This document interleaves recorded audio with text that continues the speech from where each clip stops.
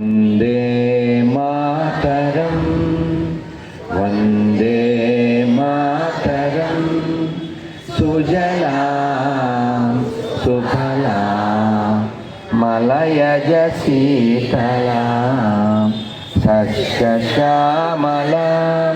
మాతరం వందే మాతరం శుభ్రజోత్స్న పులకితయామిని కుసుమిత సుమదల శోభిని సుహాసిని సుమధుర భాషిని సుఖదాం వరదాం మాతరం వందే మాతరం వందే మాతరం. జై హింద్. భారత్ మాతా కీ, భారత్ మాతా కీ, భారత్ మాతా కీ.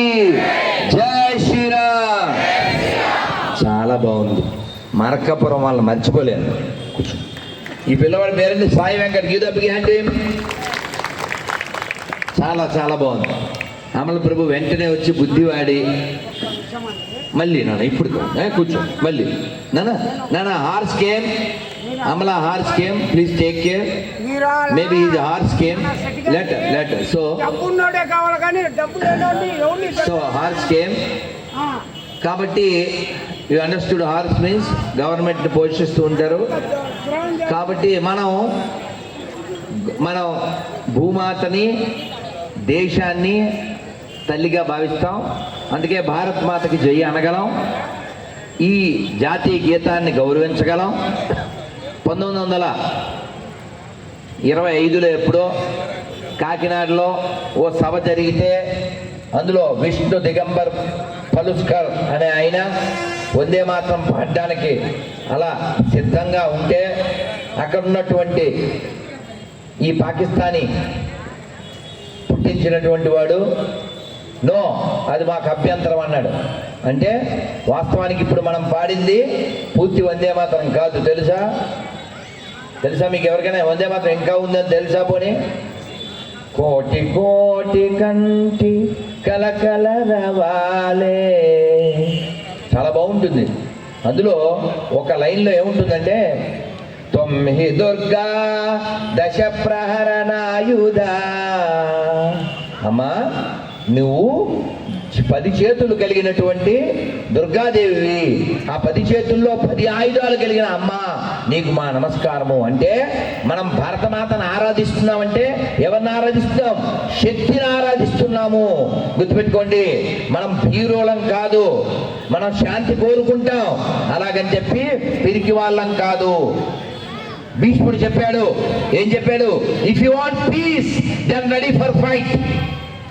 బలహీనుడు శాంతి వచనాలు పలకకూడదు, ఎందుకంటే అది చేతగానితనం. అందుకని మిమ్మల్ని మీరు రక్షించుకోలేకపోతే నీ శాంతి వచనం ఎందుకు పనికిరాదు. ఇప్పుడు బంగ్లాదేశ్లో అత్యాచారాలు ఘోరాలు ఆ నర పిశాచాలు చేస్తున్నాయి. వాళ్ళ ఆడపిల్లలు ఆ మతం యొక్క పిశాచ మతం యొక్క ఆడపిల్లలు మన ఆడపిల్లల్ని కాళ్ళు చేతులు పట్టుకుని వ్యవస్థలను చేస్తే వాళ్ళు నాశనం చేస్తూ వీడియోలు తీస్తున్నారు, వాటిని వీడియోలు పోస్ట్ చేస్తున్నారంటే ఆ పిశాచ మత ప్రభావం ఎంత ఉందో అర్థం చేసుకోండి. వాళ్ళ మస్తకాన్ని ఏ పుస్తకం పాడు చేసిందో అర్థం చేసుకోండి. అన్ని మత గ్రంథాలు ఉంటే బోధిస్తూ ఉంటాయి అని చెప్పేటువంటి నీచులు ఎవరైనా ఉంటే వెంటనే అన్ని మత గ్రంథాలు చదివి మాట్లాడండి. పిచ్చి పిచ్చి కబుర్లు చెప్పకండి, అబద్ధాలు చెప్పకండి. పిల్లలకి సెక్యులరిజం అనేటువంటి విషయాన్ని ఎక్కించకండి. Secularism the disease only attacks Hindus. అందుకని మూర్ఖుల్లా తయారవ్వకండి. ఇప్పటికే మనం బంగ్లాదేశ్ కోల్పోయాం, ఆఫ్ఘనిస్తాన్ కోల్పోయాం, పాకిస్తాన్ కోల్పోయాం, ఇరాన్ కోల్పోయాం. కాశ్మీర్లో జైల్లో ఉన్నటువంటి వాడు కూడా ఎంపీ అయ్యాడు. కాబట్టి అన్నీ ఒకటేలే, అంతా బాగానే ఉందిలే అని మనం మోసం చేసుకుంటున్నాం. ఒక రాబిట్ అంటే కుందేలు కదా, కుందేల్ని పెద్ద పులి మింగడానికి వచ్చినప్పుడు అది ఎటు పరిగెత్తలేక కళ్ళు మూసుకుని I am safe, I am safe, I am safe. ఏంటి నిజమే? ఏంటి నిజమా? నువ్వు కళ్ళు మూసుకుని ఐఆమ్ సేఫ్ అనుకుంటే నువ్వు సేఫ్గా ఉంటావా? ఉంటావు. You are safe in the stomach of tiger. కాబట్టి మీకు ఈ నవ్వులు మిగలాలన్నా, ఈ ఫంక్షన్ మిగలాలన్నా అటెన్షన్ ఉంటేనే ఉంటుంది. గుర్తుపెట్టుకోండి. ఎక్కడైనా హిందువులు మెజార్టీగా ఉన్న చోట ఏ మతస్థుడైనా సుఖంగా బతకగలడు. మరి వాళ్ళు మెజార్టీగా ఉన్నప్పుడు అసలు సుఖం లేదు, బతుకోడు లేదు. ఒకసారి ఆలోచించండి. ఎవరిని మీరు భయ్య అంటున్నారో, ఎవరు మన గొయ్యి మనమే తీసుకుంటున్నామో ఆలోచించి తినండి, ఆలోచించి కొనండి. అబద్ధాలు వదలండి, వచ్చే తరాన్ని మిగల్చండి. దేశభక్తి అనేది మనకు సహజంగా వస్తుంది. ఎందుకంటే మన గ్రంథాల్లో దేశభక్తి ఉంది కాబట్టి. వాళ్ళ గ్రంథాల్లో దేశభక్తి లేదు. ఎందుకు లేదంటే ప్రపంచాన్ని ఎలా ఆక్రమించాలి, ఎలా కబ్జా చేయాలి అది మాత్రమే వాళ్ళకి నేర్పారు. వాళ్ళు అదే ఫాలో అవుతున్నారు. ఈ భూమి మీద మారవలసిన జాతి ఎవరిది? మారవలసిన జాతి మనదే. మాట్లాడవలసిన జాతి, ఆలోచించవలసిన జాతి, ప్రశ్నించవలసిన జాతి. ప్రశ్నించకుండా, ఆలోచించకుండా గుడ్డిగా ఉంటే నశించిపోయే జాతి. గుర్తుపెట్టుకోండి. ఓ శ్రీశైలం మల్లన్న, ఓ తిరుపతి వెంకన్న, ఓ విజయవాడ కనకదుర్గమ్మ, ఒక సింహాచలం అప్పన్న, ఈ దేవాలయాల మీద, ఈ దేవాలయాల దగ్గర ఎందరో బతుకుతున్నారు. ఏంటి? అప్పన్నని నమ్మనవాడు కూడా, మల్లన్నని నమ్మనవాడు కూడా, వెంకన్నని నమ్మనివాడు కూడా. అంటే తనని నమ్మని వాడికి కూడా అన్నం పెట్టే దైవం మన దైవం, నమ్మిన వాడి గొంతు కోసేది వాళ్ళ దైవం. ఇప్పుడు చెప్పండి, అన్ని మతాలు సమానమైన దరిద్రులు ఎవరన్నా ఉంటే చేయొద్దండి. తిప్పరా? ఇక్కడెవరు దరిద్రులు లేరు, అందుకని మీకు మీరే చప్పట్లు కొట్టుకోండి.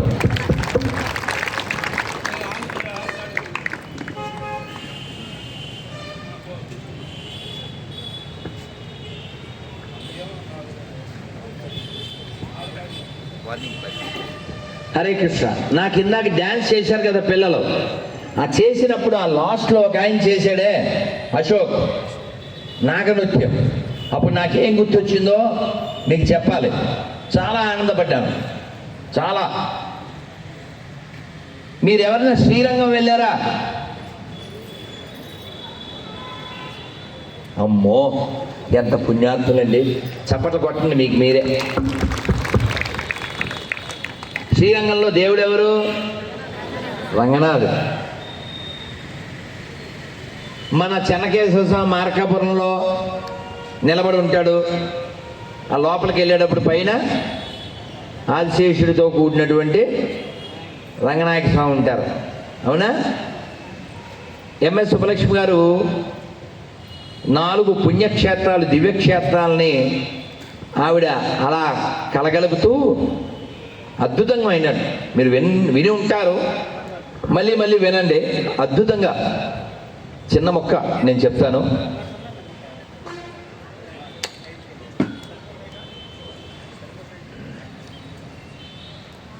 నాన్న ఈ పక్కన ఇంక కబుర్లు ఆపేయాలి. నాన్న ఈ పక్కన గుసగుసలు ఉండాలి, కబుర్లు ఉండకూడదు. ఎప్పుడన్నా సభ జరిగేటప్పుడు మాట్లాడాల్సి వస్తే చెవిలో మాట్లాడాలి. క్యాజువల్గా మాట్లాడితే ఇంకెందుకు? అప్పుడు సభకు ముందు ఏం పెట్టాలి? రా పెట్టాలి. అంటే రా సభ. అదవుతుందా? ఇప్పుడు తప్పదు, ఏదో వ్యవస్థ నడవాలి. అది చెవిలోకి వెళ్ళి గుసగుసలు చేయాలి. అనా అలాగే వచ్చేతానా, ఇంకేముంది? సభ ముందు రా. మాట్లాడటం తప్పు కాదు, ఎక్కడ మాట్లాడుతున్నాం, ఏ వాల్యూమ్లో మాట్లాడుతున్నాం, ఇది కూడా ఉండాలి కదా. దాన్ని ఏ జ్ఞానం అంటారు? ఇంగిత జ్ఞానం. సంగీత జ్ఞానం లేకపోయినా ఇంగిత జ్ఞానం ఉండే తీరాలి కదా. ఇది అందరికీ వర్తిస్తుంది. ఎంఎస్ సుబ్బలక్ష్మి గారు అద్భుతంగా చెప్పారు. శ్రీరంగమంగళ నిధిం కరుణా నివాసం శ్రీహస్తిశైల శిఖరోజ్వల పారిజాతం శ్రీ వెంకటాచల శిఖరాలయ కాలమేఘం శ్రీశం నమామి శిరసా యదుశైల దీపం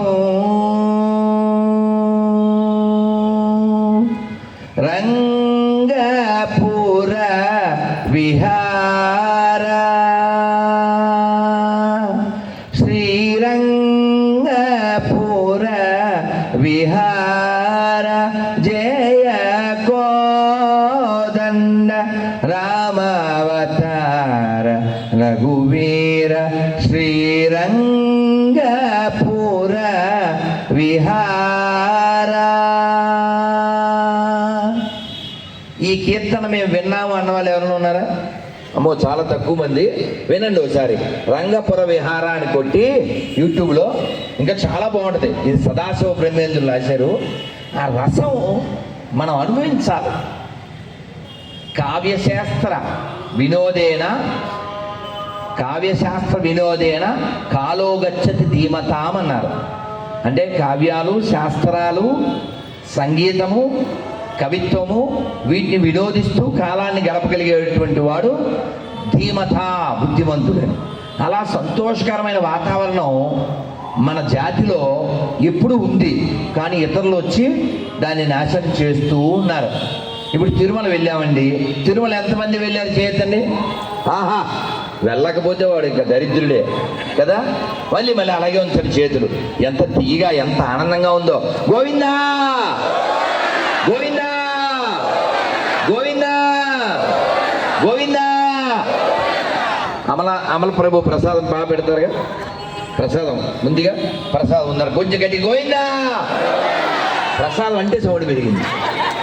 కొంచెం వాల్యూమ్ గోవిందా. మెను చెప్తే బాగా పెరుగుద్దేమో. మెను చెప్తావా? గోవిందా గోవిందా. ఇప్పుడు రెండు చేతులు పైకెత్తి, కమలాలు విరిచినట్టుగా అద్భుతం అద్భుతం. అలా చూడు రెడ్డి, అసలు కుజ్జేకు అద్భుతం. అసలు రెండు చేతులు అలా ఎత్తితే మార్కాపురంలో చెరువు ఎక్కడే ఉందా, మార్కాపురం పరువు ఎక్కడే ఉందా అన్నట్టు అద్భుతం. హరే కృష్ణ.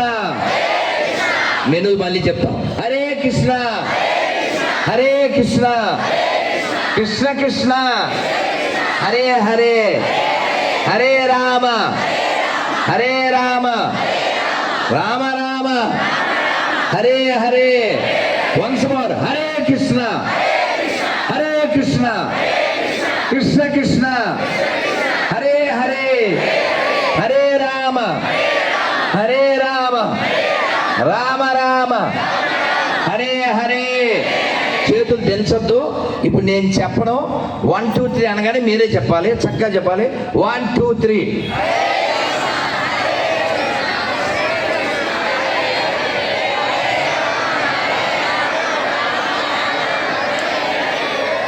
నేను చెప్తాను, అలాగే చేతులు ఉంచి. అబ్బా భుజాలు అప్పుడే నొప్పి వచ్చేస్తా, వేదవ భుజాలు. పర్లే ఒక క్షణం.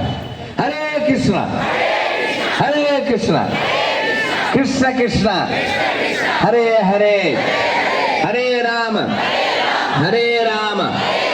రామ రామ హరే హరే. శ్రీ శ్రీ లక్ష్మీ జనకేశ్వర స్వామి భగవానికి, మార్కాపురం భక్త బృందకి, అభయ హిందూ సేన భక్త బృందకి గోవిందా గోవిందా. సరే, మరి ఏం గుర్తొచ్చిందో చెప్తా అన్నాను. చెప్పనా? నాకు నచ్చిన విషయం ఏంటంటే, మీద అందరి దగ్గర ఓ మంచి లక్షణం ఉంది.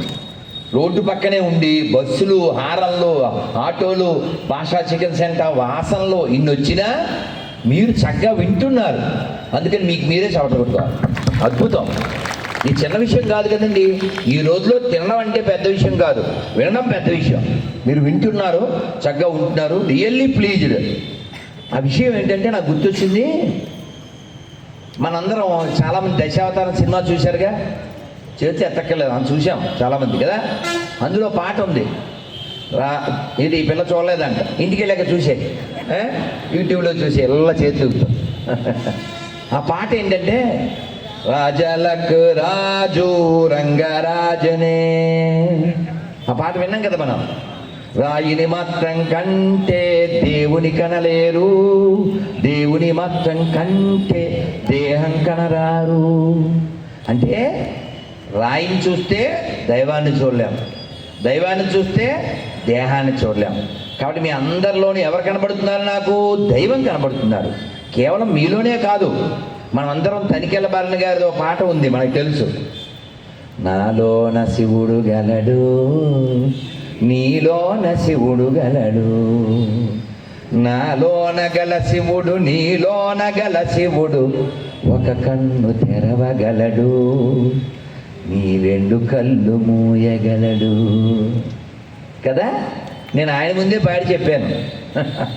అయితే ఇక్కడ అందరిలో దైవం ఉన్నాడు కాబట్టి మనం అందరి యొక్క మేలు కోరితే దైవం మన మేలు కోరతాడు. అందరిలో దైవాన్ని చూడగలిగితే ఎక్కడా మనకి విపరీత భావన, వైర భావన కలగదు. అందుకనే వేమన గారు చెప్తారు, జీవులలో శివుడున్నాడండి. అంటే మన నాలుగు చెప్పిందని చెప్పి అడ్డమైన జంతువుని తినేయకూడదు. ఎందుకు తినకూడదంటే నీకున్న స్వతంత్రమే ఆ జీవికి కూడా ఉంది కాబట్టి, నీకున్న హక్కే వాటికి కూడా ఉంది కాబట్టి, అవి నిన్ను ఎదిరించలేవు కాబట్టి, నీ మీద దాడి చేయలేవు కాబట్టి, వాటి యొక్క అశక్తతని, బలహీనతని నువ్వు వాడుకుని వాటిని నీ వేడుకల్లో ముక్కలు చేసి తినేస్తే దైవం లేడా? ఉసురు తీస్తే ఆ ఉసురు నీ పిల్లలకు కొట్టదా? కాబట్టి నువ్వు పండగ చేసుకున్నంత మాత్రాన వేరే జీవుల యొక్క జీవితాలు దండక కాకూడదు కదా. కాబట్టి ప్రపంచంలో ఉండవలసిన ఏకైక మతం ఏమిటంటే దయామతం. దయ ఉండాలి. ఆ దయని బోధిస్తున్నది సనాతన ధర్మం మాత్రమే. కాబట్టి మీరు దయ కలిగి ఉండండి. జీవుల్ని తినడం అవసరమా? ఓ ప్రశ్న వేసుకోండి. పండగ అని చెప్పి ఆడు చెప్పాడని, ఆడు ఫీల్ అవుతాడని నీతో ఎవ్వడు రాడు. గుర్తుపెట్టుకో, నువ్వు ఒక్కడవే వెళ్ళాలి. నీ కర్మ కూడా నీతోనే వస్తుంది. దైవానికి భయపడినా భయపడకపోయినా కర్మకి భయపడు. అందుకనే రామచంద్రమూర్తికి అడవిలో శరభంగ మహర్షి అంటారు, స్వామి నేను చేసిన తపస్సుని మీకు దారపోస్తాను అంటారు. అంటే వద్దొద్దు, ఆ తపస్సులు అవి నేను చేసుకుంటాను, నాకు ఇక్కడ ఉండడానికి ఒక నివాసం చూడు అంటారు. అంటే భగవంతుడు మన హృదయం అనే అడవిలోకి వస్తే మనం ఏమి ఇవ్వాలి? మన హృదయం అనే స్థానం ఇవ్వాలి. మన హృదయంలో ఓ ప్లేస్ ఇవ్వాలి. మన హృదయంలో ఆల్రెడీ CMT అంటే MCT అంటే మున్సిపల్ కార్పొరేషన్ ఆఫ్ తిరుపతి, ఇది అంతేనా? మున్సిపల్ కార్పొరేషన్ ఆఫ్ మార్కాపురమా? MCM. కాబట్టి MCMలు, MCTలు, GHMCలు అవన్నీ ఉంటే ఇంక దైవం ఎలా కూర్చుంటాడు? కాబట్టి భగవంతుడు కూర్చునే అంత శుభ్రంగా మనం ఉండాలి. దానికే చైతన్య మహాప్రభు చెప్పారు. ఏం చెప్పారు? చేతో దర్పణమార్జనం భవమహాదావాగ్ని నిర్వాపనం శ్రేయకైరవ చంద్రికా వితరణం విద్యావధూ జీవనం ఆనందాంబుదివర్ధనం ప్రతిపదం పూర్ణామృత స్వాదనం సర్వాత్మశ్రవణం పరం విజయతే శ్రీకృష్ణ సంకీర్తనం. అంటే మన అందరి హృదయాల్ని చల్లబరిచేది ఏమిటి? శ్రీకృష్ణ సంకీర్తనం. అందుకని ఆ శ్రీకృష్ణ సంకీర్తనని అన్నమయ్య కూడా చెప్తారు. అన్నమయ్య చెప్పింది ఒక్క మొక్క చెప్పుకుని మనం శ్రీరంగం వెళ్దాం. శ్రీకృష్ణ సంకీర్తన శ్రీరంగం నుంచి మనం మళ్ళీ ఇంటికి వచ్చేద్దాం. ఒక్కసారి చెప్పండి. చాలదా బ్రహ్మమిది. అమ్మో ఎంత బాగా పాడుతున్నారు. చాలదా బ్రహ్మమిది సంకీర్తనం సామీప్యమిందరికి సంకీర్తనం చాలదా బ్రహ్మమిది సంకీర్తనం సంతోషకరమైన సంకీర్తనం సంతాపమడగించు సంకీర్తనం జంతువుల రక్షించు సంకీర్తనం జంతువుల రక్షించు సంకీర్తనం సామాన్యమా సామాన్యమా విష్ణు సంకీర్తనం సామాన్యమా విష్ణు సంకీర్తనం చాలదా బ్రహ్మమిది సంకీర్తనం సామీప్యమిందరికి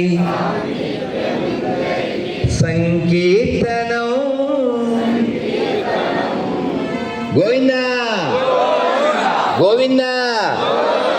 మరి మీ చెన్నకేశవ స్వామిని చూసినప్పుడు మీకు ఏ భావన కలిగిందో నాకు తెలియదు. నన్ను మొట్టమొదటిసారి 5 ఏళ్ల క్రితమేమో మంచి టెన్షను బస్సు ఎక్కే టైంలో తీసుకెళ్ళారు. మనస్సు ఉంది కానీ మనస్సు బస్సు మీద ఉందన్నమాట.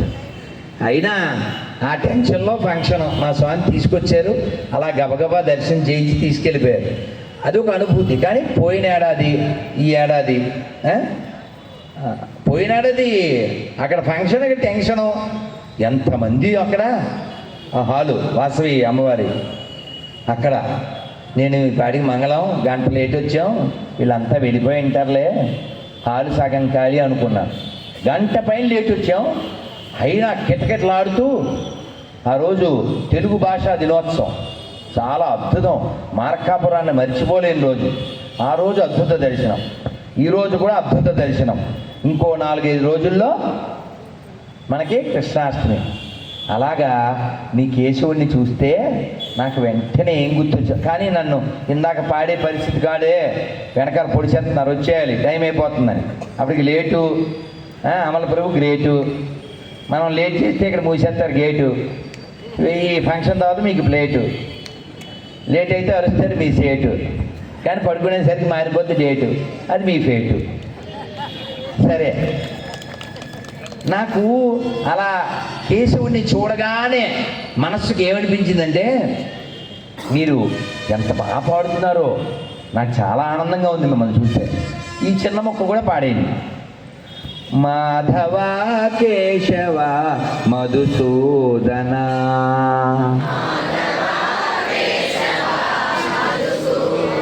అద్భుతం కదా మార్కాపురం వాళ్ళు. మాధవ కేశవ మధుసూదన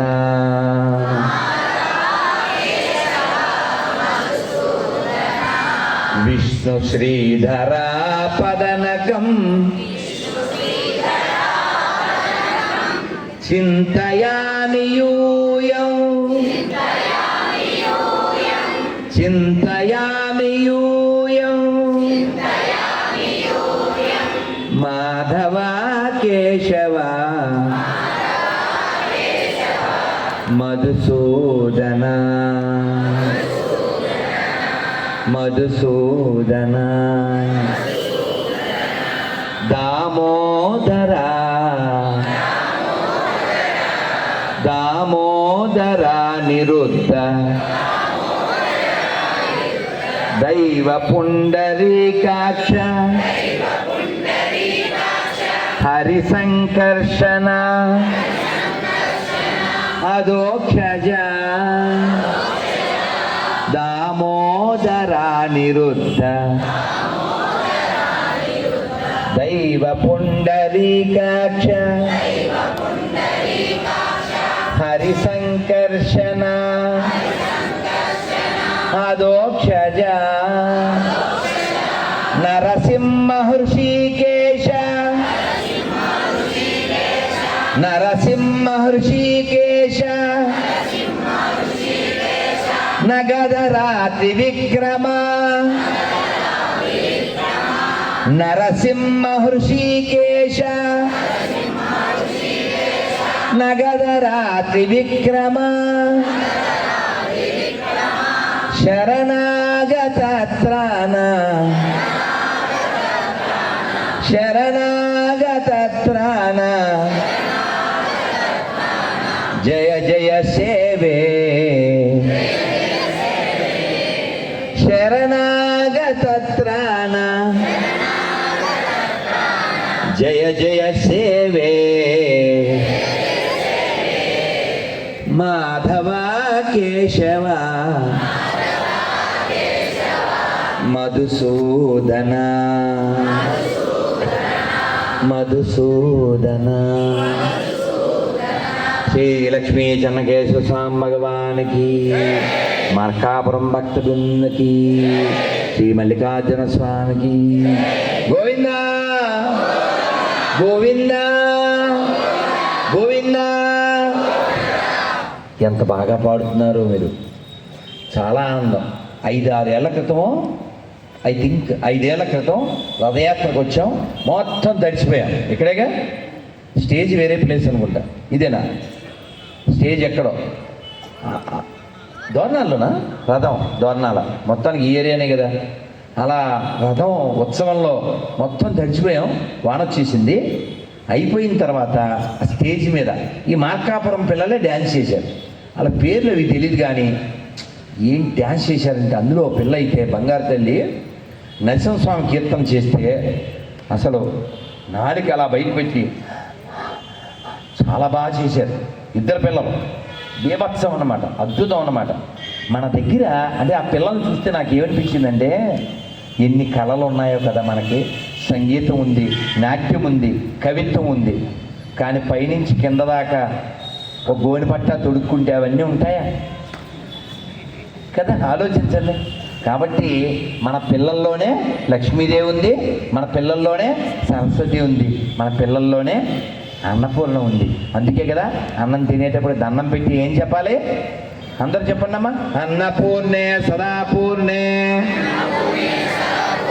శంకర ప్రాణవల్లభే జ్ఞాన వైరాగ్య సిద్ధ్యం భిక్షాం దేహి చ పార్వతి. ఈ మంత్రం నాకు వచ్చి అన్న పుణ్యాత్ములు చెయ్యత్తగలరు. అమ్మో, ఆహా, అద్భుతం. ఇదో బిహైండ్ ఆల్ ఆఫ్ దెమ్. కాబట్టి ఇలా మంత్ర సహితంగా భోజనం చేయాలి మనం. అయితే నాకు ఆ పిల్లల నాట్యం, ఈ నాగనృత్యం చూస్తే ఏం గుర్తొచ్చిందంటే, ఈ శ్రీరంగంలో రంగనాథ స్వామి వారు ఒక్కొక్క సందర్భంలో ఆయన బయటికి వెళ్ళిపోతాడు చెప్పా పెట్టకుండా. మామూలుగా ఆయన రాజు కదా, ఈ భూమండలం మీద మొట్టమొదటి విగ్రహం ఆయన చెప్పా పెట్టకుండా ఎందుకు వెళ్ళిపోతాడు? మామూలుగా ఆయన రాజు, మామూలుగా రాజు వెళ్ళాలి, విజయజములలాగా రాజుగారు వెళ్ళినప్పుడు ఎలా వెళ్ళాలి? వెనకాల బాజా భజంతులు దండిగా ఉండాలి. కానీ ఆయనేమో గప్పు అనుకుండా వెళ్ళిపోతాడు. వెళ్ళిపోయి 3 రోజుల తర్వాత వస్తాడు. వస్తే ఇదంతా కూడా లీలా వినోదం. స్వామివారిని లోపలికి రానివ్వరు. ఎవరు రానివ్వరు? రంగనాయకుడు భార్య ఎవరు? తాయారు రంగనాయకి. రానివ్వకుండా ఆయన్ని ఆవిడ తరపు వాళ్ళందరూ తోసేస్తుంటారు. అలా వెనక్కి తోసేస్తుంటే ఆ పల్లకీలో ఉన్నటువంటి రంగనాయక స్వామి వారు ఎలా వెనక్కి ముందుకి వెళ్తారంటే, గజగతి అంటే ఏనుగుల, సర్పగతి పాముల, తర్వాత మయూరగతి నెమలిల, తర్వాత గరుడగతి, ఇలాగా రకరకాల విన్యాసాల్లో ముందుకి వెనక్కి నాట్యం చేస్తూ అమ్మవారి భక్తులు స్వామివారి మీదకి పూలు, పెరుగు, పన్నీరు అవన్నీ జల్లుతూ అలా ప్రణయ కలహం నడుస్తుంది. అలా నడిచినప్పుడు స్వామివారిని అమ్మవారు అడుగుతారు, మీ జుట్టు చెదిరిపోయింది, ఎవరి దగ్గరికి వెళ్ళి వచ్చారు అని. యాక్చువల్లీ ఈయన 3 రోజులు ఎక్కడికి వెళ్ళారు? స్వామివారికి 2 ఉన్నారు కదా భార్యలు, శ్రీదేవి కదా.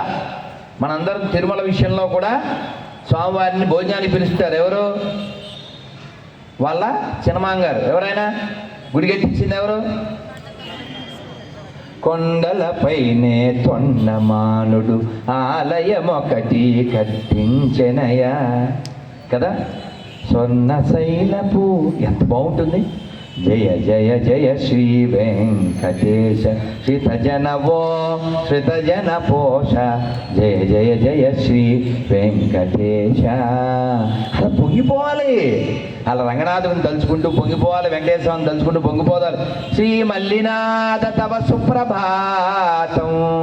అలా పొంగిపోవడానికి మనం పుట్టాం కానీ కుంగిపోవడానికి కాదు నాన్న. అలాగా ఈ శ్రీదేవి భూదేవి సమేతుడు కదా. ఈ తొండమాన చక్రవర్తి భోజనాన్ని పిలిస్తే స్వామివారు వెళ్ళలేదు. ఎవరింటికి వెళ్ళాడు? ఓ కుమ్మరాయన ఇంటికి వెళ్ళాడు. ఆయన కుండలో అన్నం పెట్టాడు, ఈయన తిన్నాడు. మర్నాడు నేను భోజనాన్ని పిలిస్తే రాలేదు, మీరు ఫోన్ కూడా ఎత్తలే, వాట్సాప్ కూడా స్విచ్ ఆఫ్ అని ఏదో చెప్పాడు ఈయన. నేను బంగారు గిన్నెలో ఏర్పాటు చేశాను అన్నాడు తొండమాన చక్రవర్తి. అంటే స్వామివారు అన్నారు, నువ్వు బంగారం గిన్నెలో ఏర్పాటు చేసానని కొంచెం గొప్పగా ఫీల్ అవుతున్నావు, నేను అక్కడ మట్టి గిన్నెల్లో తిన్నానని తక్కువ ఫీల్ అవుతున్నావు. వాస్తవానికి బంగారం అంటే ఎవరు? సిరి అంటే బంగారం అంటే లక్ష్మీదేవి. ఎవరు ఆవిడ? మా వైఫు. మట్టి అంటే ఎవరు? భూదేవి. ఆవిడెవరు? మా వైఫు. నాకిద్దరూ సమానమే. అర్థమైందా? అది మనం స్వామివారి దగ్గర నేర్చుకోవాలి. అంతేగాని ఈ గొర్రెలు బుర్ర పాడైపోయి మీ దేవుడికి ఇద్దరు భార్యలు అంటే, వాడు గాడ్డు అనుకునేవాడికి భార్య లేకపోతే మనం ఏం చేయాలి? వాడికి ఏం లేదో ఏమిటో మనకేం తెలుసు, తండ్రి లేడో ఇంకోటో ఏమిటో మనకేం తెలుసు. కాబట్టి మనకి అదేదో సినిమా ఉంది, ఆ దర్శకుడు కూడా వచ్చి కలిశారు. భగవంతుడు అంటే షడైశ్వరి పూర్ణుడు. ఏ పుస్తకాలు చదవరు, మనమో చదవం, మనకే అదే పోయే కాలం. ఏమన్నా అడిగాననుకో మీరు హట్ అవుతారు. అయినా అడుగుతాను, హట్ చేయకపోతే మరి మీరు బాగుపడరు కదా. మా ఇంట్లో భగవద్గీత ఉంది అన్న పుణ్యాత్ముల చేతులు అమ్మో ఏమిటి అమ్మలా చూడు సరే, అమ్మో ఇటు అందరూనా? అమ్మో చప్పట్లు కొట్టుకోండి ఎవరికాళ్ళు.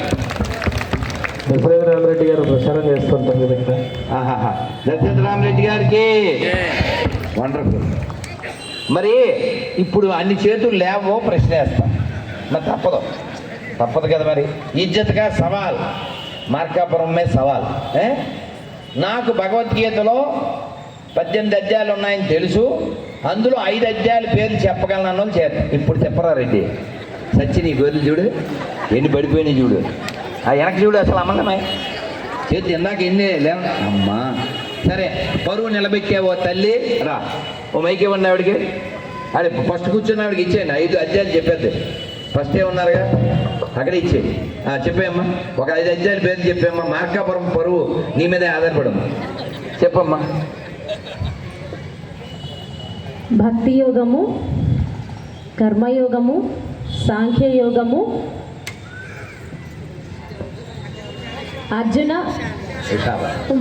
అర్జున విషాద యోగము, విభూతి యోగము. అమ్మయ్య అమ్మ ఏం పేరు మీ పేరు? తులసి స్వప్న. చాలా సంతోషం అమ్మా, చాలా సంతోషం. ఇజ్జత్గా సవాల్ మన మార్కాపురం పరువు నిలబెట్టారు. భగవద్గీతలో 18 అధ్యాయాలు ఉంటాయి. ఈ 18 అధ్యాయాల్లో 701 శ్లోకాలు ఉంటాయి. అందులో నాకు ఒక్క శ్లోకం వచ్చు. ఇప్పుడు చేద్దాం, ఇప్పుడు పెరుగుతాయి. ఇప్పుడు మగ పొంగవులు ఆ మైక్ పట్టుకెళ్ళి మన రాష్ట్ర ముఖ్యమంత్రి గారి చీఫ్ సెక్యూరిటీ ఆఫీసర్ గారు నాన్నగారికి మైక్ ఇచ్చేయండి. జగన్ గారికి ఆయనే శ్లోకం చెప్తారు. కూర్చొని చెప్పండి. ఏం పర్లేదు. ధర్మక్షేత్రే కురుక్షేత్రే సమవేత యుత్సవ మామక పాండవాచైవ కిం కుర్వత సంజయ. కొట్టండి. Thank you sir. మార్కాపురం పరువు చూసారా ఎలా నిలబెట్టారా? అద్భుతం. ఇలా ఎందుకు అడుగుతున్నా అంటే మనకి తత్వం తెలియాలి. తత్వం తెలిస్తే దుఃఖం ఉండదు.